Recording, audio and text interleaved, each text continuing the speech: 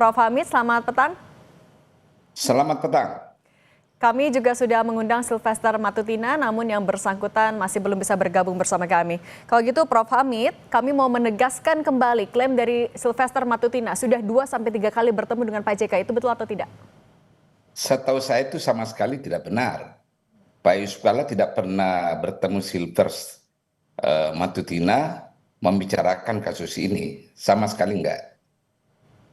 Ya. Tapi artinya dari 2019 sampai 2024 tidak pernah ada komunikasi sama sekali meskipun dari perwakilan pihak Pak JK? Tidak ada. Jadi dulu waktu Sylvester diadili, kabarnya dia minta maaf di pengadilan kepada Pak Yusuf Kalla. Lawyernya Pak Yusuf Kalla sampaikan ke Pak Yusuf Kalla bahwa Sylvester Pak sudah minta maaf. Pak Yusuf Kalla mengatakan, wah wajib hukumnya saya maafkan orang yang minta maaf. Namun proses hukum itu kan urusan negara. Lagian sudah berproses di pengadilan. Ini kan harus dipisahkan antara kasus perdata dan pidana.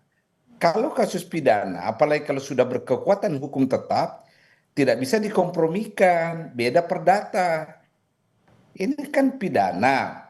Beliau dituntut di pengadilan negeri, dihukum 1,5. Kemudian beliau naik banding, tetap dihukum 1,5 tahun.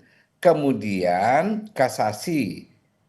Putusan kasasi, Sylvester tetap dihukum 1,5 tahun. Itu kalau saya nggak salah tahun 2019 ya.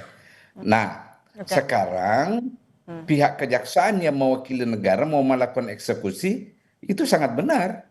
Karena ada putusan hukum yang harus dijalankan.